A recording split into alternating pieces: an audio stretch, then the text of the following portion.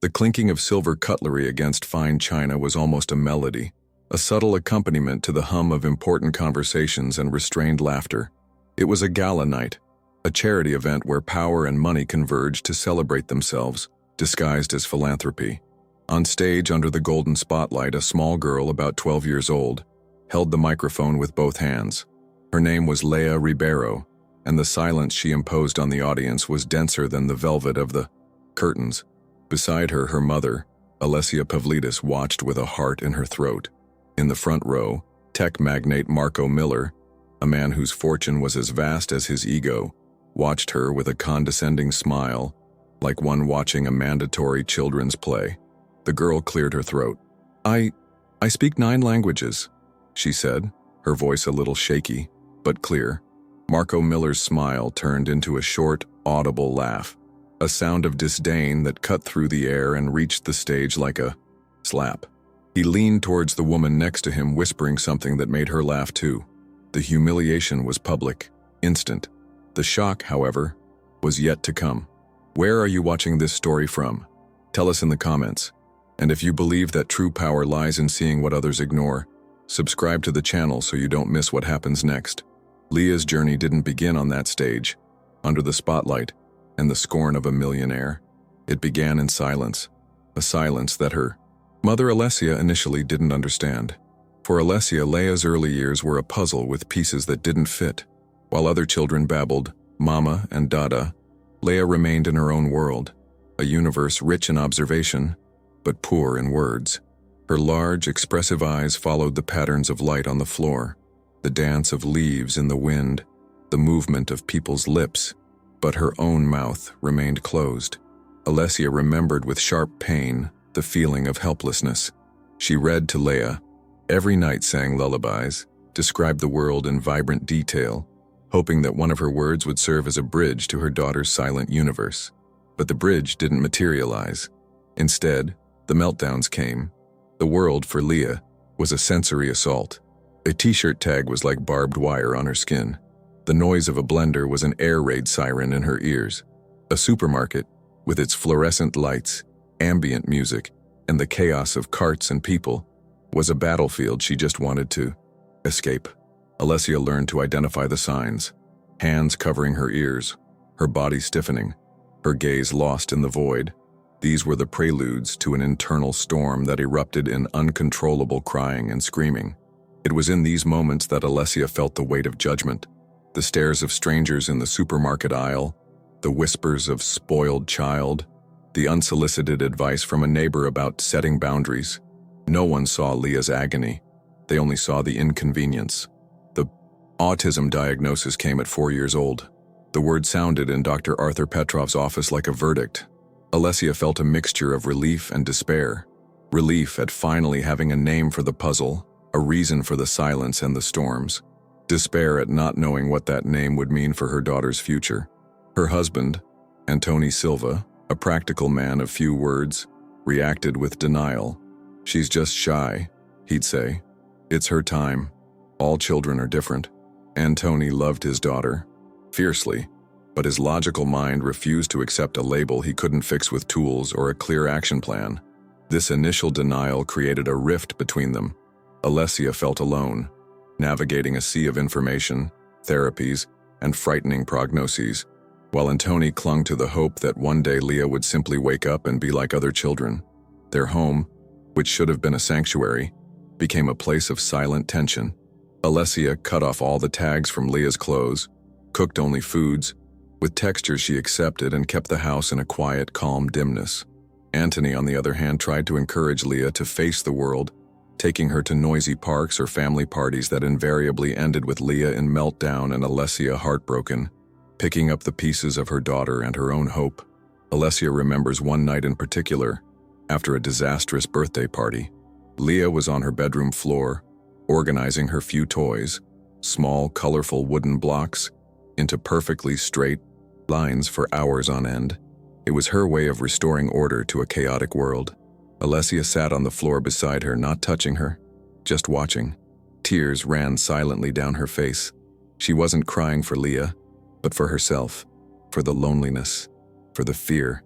for the exhaustion of fighting a battle no one else seemed to see. In that moment, she felt like the most failed mother in the world, incapable of reaching her own daughter, trapped outside a castle she herself had helped build.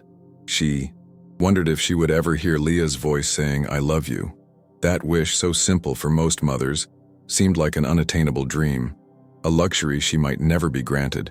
Leah's silence wasn't empty. Alessia was beginning to understand, but it was a silence that isolated her from everyone, and most importantly from her own mother.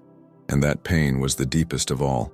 With the diagnosis in hand, Alessia and Antoni plunged into the world of therapies. It was a universe of acronyms, approaches and promises, each offered as the key that would finally unlock Leah's world. The first phase was that of false hope, a vicious cycle of optimism and disappointment that almost broke them. They tried intensive behavioral therapy, recommended by a renowned specialist, Dr. William Rodriguez Anderson. The method was based on repetition and positive reinforcement. The therapist, a woman named Julia Wright, came to their house 5 days a week. Her goal was to teach Leah to make eye contact, respond to simple commands, imitate gestures. For Alessia, the sessions were torture. Julia would hold a cookie in front of Leah's face and repeat, "Leah, look at me. Look at me." Leah would avert her gaze, her discomfort palpable. She didn't want the cookie. She wanted to be left alone. But the therapy continued, day after day, turning their home, their sanctuary, into a training center. Leah learned to follow orders. She made eye contact for a second, enough to earn the reward. She pointed to figures on cards. She stacked blocks when asked. To the outside world, it was progress. Antoni saw Julia's performance charts and felt a flicker of hope. "See? It's working," he'd say to Alessia. But Alessia saw what the charts didn't show. She saw the light dimming in Leah's eyes. Her daughter was learning to perform, to mimic normalcy, but she was distancing herself even further from herself. Spontaneity, the rare occasions when Leah showed interest in something, the way dust danced in a sunbeam, for instance, were disappearing, replaced by automatic, rehearsed responses. False hope peaked when Leah, after months of therapy, finally uttered her first audible word to the therapist. It was ball. Julia Wright celebrated as if they had won the lottery. Antoni hugged Alessia, his eyes moist, but Alessia's heart was heavy.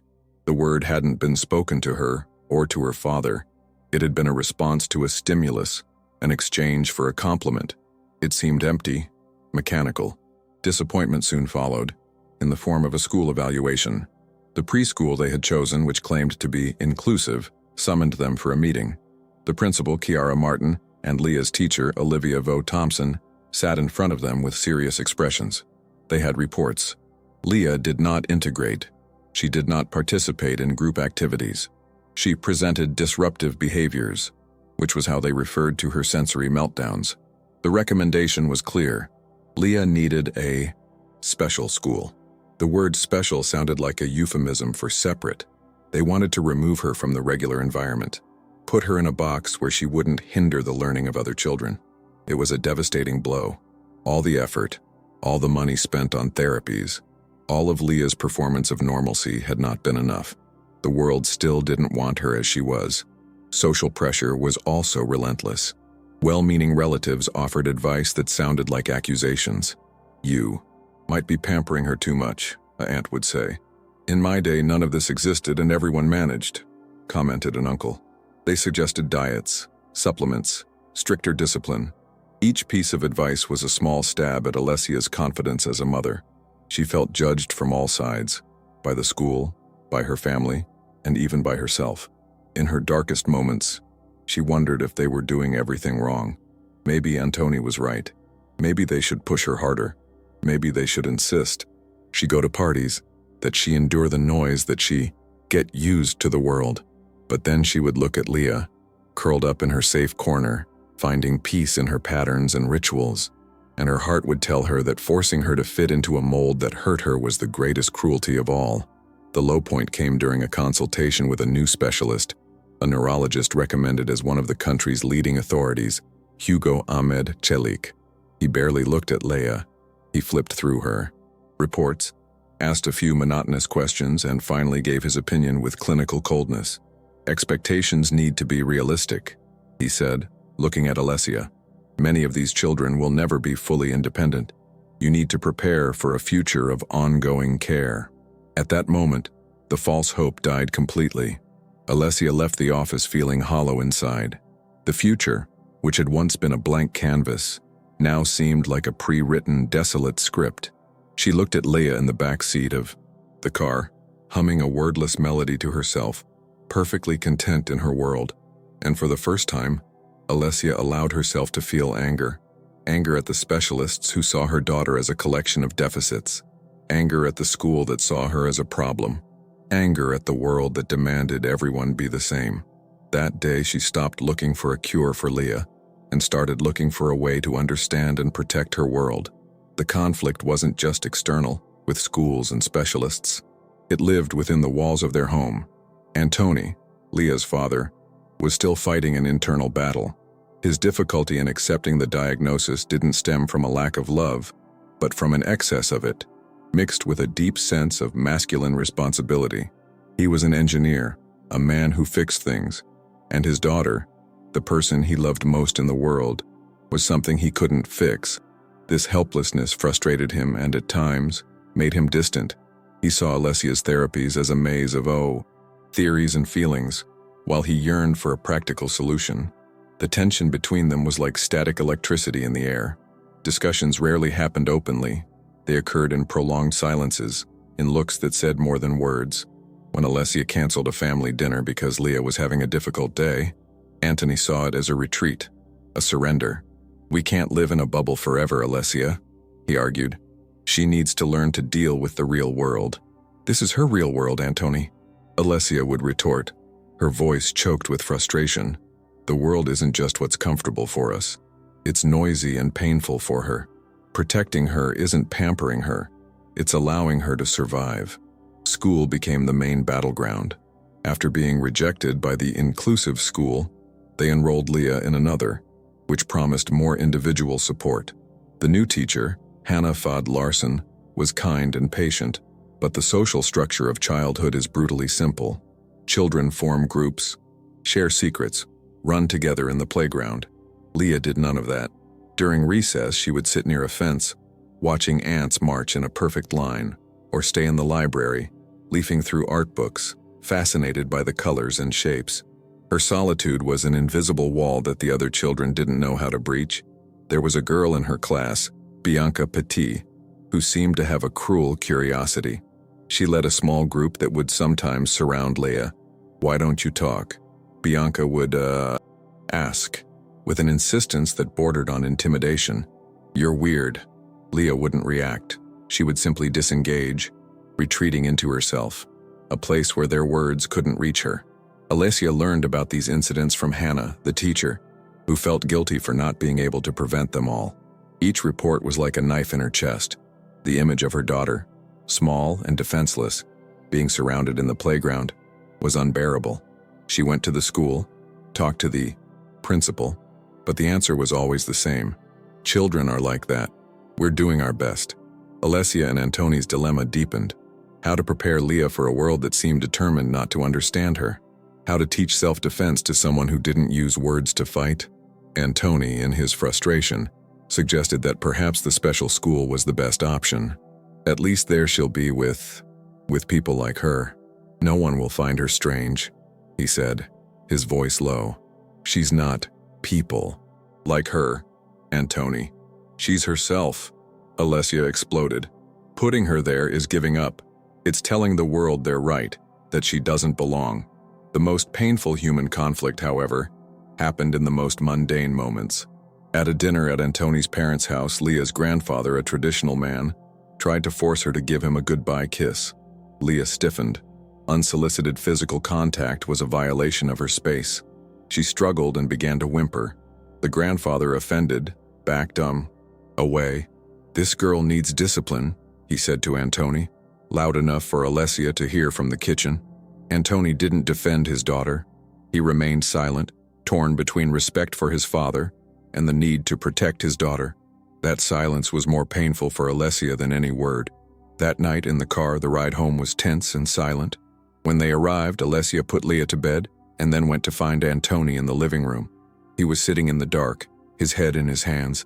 "I don't know what to do," he admitted, his voice broken. "I see how people look at her. I see how they look at us. And I just want all of this to stop. I want her to be happy." It was the first time he had exposed his vulnerability. Alessia sat beside him. The anger she felt dissipated, replaced by a wave of compassion. She understood that his fear was the same as hers. They weren't on opposite sides. They were just dealing with the same pain in different ways. "I want her to be happy too. And Tony," she said, taking his hand. "But maybe her happiness won't look like the happiness we imagine. Maybe we need to stop trying to fit her into our world and start learning to live in hers." In that moment, in the darkness of the living room, something shifted. They didn't have answers, but for the first time in a long time, they were together on the same question. The conflict didn't disappear, but they would now face it as a unit, not as two individuals fighting alone in the darkness. Turning point didn't come with a bang, but with a whisper. It was a slow process, a silent change that began with a reluctant recommendation from Hannah, Leah's teacher. She spoke of a different kind of specialist, a linguist and psychologist named Dr. Daniel Kaya. He wasn't famous, didn't have a luxury clinic or a months-long waiting list. His office was in an old building on a quiet street. He was known for his unconventional approaches. Alessia and Antoni, exhausted by conventional approaches that had failed, decided to try. Dr. Kaya's office didn't look like a clinic. It looked like an old professor's library, with walls lined with floor-to-ceiling books, ancient maps, and a faint smell of paper and tea. There were no colorful plastic toys or performance charts. Dr. Kaya was a middle-aged man with a gentle smile and eyes that seemed to truly see things. In the first session, he did something no other specialist had done. He ignored the parents and focused entirely on Leah. He didn't ask her direct questions. Instead, he sat on the floor at a respectful distance and began to flip through a large book with images of different cultures around the world. He spoke in a low voice, almost to himself, describing the images. When he came to a page about Japan, he said a few words in Japanese. Leah, who had been sitting huddled in a chair until then, turned her head, her eyes fixed on the book. Dr. Kaya noticed the subtle shift. He continued, turning to a page about Russia and pronouncing a few words in Russian. Leah's attention was complete now. She got out of the chair and approached cautiously to look at the book. At the end of the session, Dr. Kaya told Alessia and Antoni something that changed everything. "You're trying to make her speak your language," he said. "But have you ever stopped to think about how many languages she's already hearing?" He explained his theory. Leah's mind, he believed, wasn't deficient. It was hypersensitive and operated differently. For her, language wasn't just a tool for communication. It was a system, a pattern, a music. The sensory chaos that overwhelmed her also made her incredibly receptive to the nuances of sound, rhythm, and structure that most people ignored. The foreign documentaries, the cartoons, and other languages that Leah watched with fascination on TV were not just background noise. She was absorbing everything. Her silence isn't empty, Dr. Kaya concluded. It's a silence of processing. She's building an internal dictionary of monumental proportions. He proposed a radical approach. Instead of forcing Leah to speak, they should feed her more languages. He gave them access to audio, movies, and cartoons in various languages: German, French, Mandarin, Arabic. The goal wasn't for her to learn to ask for a glass of water, but for her brain to receive the stimulus it craved. Antoni was skeptical. It seemed counterintuitive. But Alessia felt a spark of hope, this time a real hope, because Dr. Kaya's approach wasn't trying to fix Leah, but rather to understand and nurture who she already was. They transformed their home. The TV, once a source of concern, became a window to the world. They watched news in Mandarin, French films, Japanese animations. At first, nothing seemed to change. Leah remained silent, but now it was an attentive, engaged silence. She would sit inches from the screen, her eyes fixed, absorbing every sound. The first silent victory came about 2 months later. Antoni was trying to assemble furniture from a Swedish brand and cursing the instruction manual in a macaronic Swedish. From across the room, Leah, without taking her eyes off her blocks, said a single word, clear and with perfect pronunciation: "Skruv." Antoni froze. He looked at the manual. The word meant screw. He looked at Alessia, his eyes wide with astonishment. It was the first time Leah had used a word spontaneously and contextually, and it wasn't in Portuguese. Other moments followed. One day, listening to an Italian opera on the radio, Alessia sighed and said it was beautiful. Leah, who was drawing, added in a low voice, "È un lamento." It's a lament. Alessia could barely breathe. How did she know that? The most significant turning point was when they received a visit from one of Antoni's colleagues, a Polish engineer named Nam Kowalski. He was on the phone, talking to his family in Polish. Leah was in the same room, and when he hung up, she approached him and said a complete sentence in Polish. Nam was stunned. He asked Alessia where she had learned it. Alessia, moved, explained about the audio and movies. Nam knelt down and started talking to Leah in his native language. Leah responded, not with adult fluency, but with short, grammatically correct phrases and impeccable accent. It was Leah's first real conversation, and it wasn't in her mother tongue. Antoni witnessed the scene, paralyzed. All his denial, all his frustration, crumbled in that instant. He finally saw. His daughter wasn't broken. She was extraordinary. That night he went into Leah's room where she was already asleep and wept silently. They were tears of regret for the time he'd wasted trying to change her, and tears of pride so overwhelming it hurt. The silent turning point was complete. They had stopped fighting the tide and, by surrendering, discovered that the current wasn't pulling them down, but into an ocean of possibilities they had never imagined. Small victories began to accumulate, each like a precious stone paving a new path for Leah and her family. The discovery of her gift didn't magically solve all the challenges of autism, but it gave her a new way to connect with the world, a bridge built with the bricks of different phonemes and syntaxes. Alessia and Antoni's home transformed into a small United Nations. Mornings were filled with news in Mandarin, afternoons with cartoons in Korean, and evenings with movies in Russian. To a stranger, it would seem like chaos, but to Leah, it was harmony. She flourished in this multilingual environment. One of the sweetest victories happened at school. Dr. Kaya suggested that instead of forcing Leah to participate in group activities, they could use her talent to create a connection. With Hannah's help, they organized an international day in class. Each child had to bring something from a different country. Alessia and Leah prepared a presentation about Japan. While Alessia showed photos of Mount Fuji and Kyoto's temples, Leah, standing beside her, named each place in perfect Japanese. Then she taught the other children how to write their names in katakana. Bianca Petit, the girl who used to call her weird, was fascinated. She asked Leah to write her name. Leah did, with careful strokes. Bianca looked at the paper with admiration. "Wow," she whispered. "That's cool." It wasn't an apology, but it was acknowledgement. For the first time, Leah wasn't the strange, silent girl. She was the girl who knew things no one else did. It was a subtle but powerful shift in the classroom dynamic. Another victory came through music. Dr. Kaya explained that music and language activate similar brain areas. Alessia, remembering how Leah always enjoyed opera, began exploring music from all over the world. They listened to Portuguese fado, French chanson, German Schlager. Leah didn't just listen, she analyzed. One day they were playing a song in Arabic. Antoni commented, "I don't understand anything, but the melody is beautiful." Leah, without hesitation, replied, "He is sad. He lost his love in spring. The melody is in a minor key, which is why it sounds like sadness."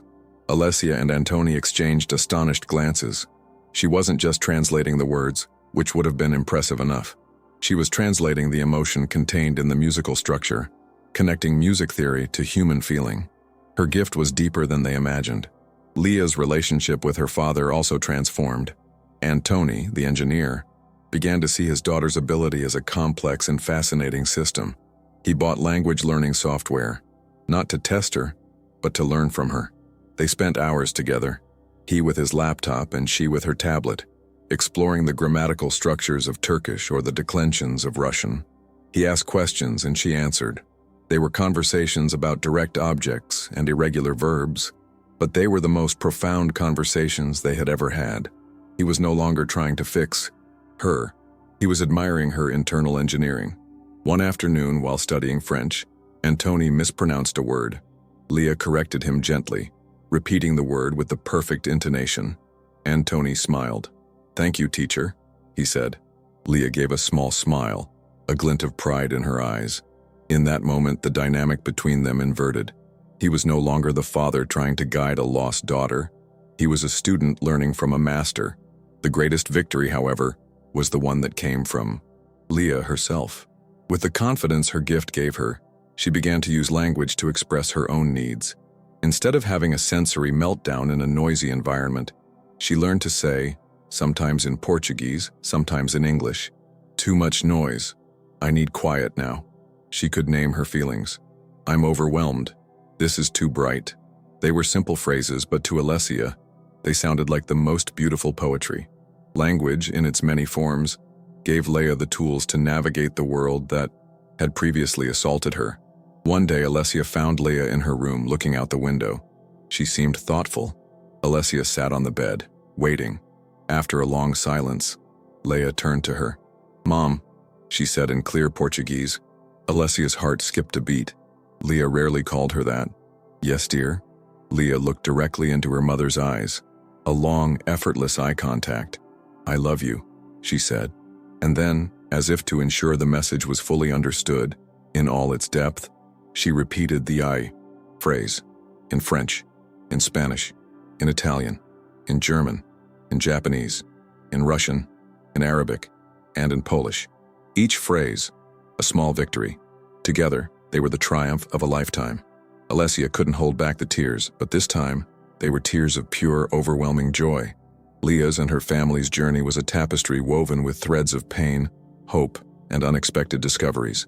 Looking back, Alessia realized that the most profound transformation wasn't Leah's, but her own and Antony's. They had started the journey looking for a way to make Leah fit into the world, and ended up discovering an entirely new world through her eyes. True acceptance wasn't a one-time event, but a continuous process of unlearning. Unlearning the idea that there is only one right way to be, to communicate, to think. Unlearning to measure a person's worth by their ability to conform to social expectations. Alessia reflected on her daughter's paradox. The same sensitivity that made the world an overwhelming place for Leah was the source of her extraordinary gift. Her brain, which couldn't filter out the hum of a fluorescent light, was capable of discerning the subtlest nuances of a foreign dialect.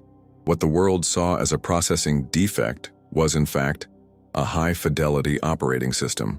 The pain didn't disappear completely. There were still difficult days of sensory overload, social anxiety, frustration. Autism wasn't a coat Leah could take off. It was the fundamental wiring of her being. But now they had tools, they had understanding, and most importantly, they had language, or rather languages, as a bridge. Dr. Kaya continued to be a mentor to Leah and a guide for the family. It was he who connected them to the foundation that organized the gala night. Pragma Foundation, created by a philanthropist named Gabriel Choi, was dedicated to identifying and supporting neurodivergent talents. They didn't see autism, ADHD, or dyslexia as disorders to be cured, but as variations of human cognition that could lead to exceptional abilities. When they heard Leah's story, they were fascinated. They invited her to the annual gala, not as a case to be exhibited, but as a guest of honor, to briefly share her perspective. The idea was for Leah to say a few words, showing that having a voice doesn't just depend on speaking, but on being heard. Alessia hesitated. Exposing Leah to an event of that magnitude, with hundreds of people, lights, and noise, seemed risky, but it was Leah herself who decided. "I want to go," she said with a simplicity that left no room for doubt. For her, it wasn't about facing a fear, but about sharing her passion. It was a chance to talk about what she loved most. Words. Preparation for the gala was meticulous. They visited the ballroom days before when it was empty, so Leah could get used to the space. She chose her own dress, a soft, tag-free fabric. They brought her noise-canceling headphones, her portable sanctuary. Alessia and Antony were nervous, but Leah seemed the calmest of all. She was in her element, preparing her few words. She wasn't going to give a speech. She was just going to speak her truth. On the night of the event, the most profound reflection hit Alessia as she watched her daughter. Leah was sitting at their table, observing the crowd with an analytical curiosity, like a linguist studying an unknown tribe. She wasn't trying to blend in. She wasn't performing. She was simply being herself, in all her unique complexity. Alessia realized that true acceptance was this: loving someone not despite their differences, but because of them.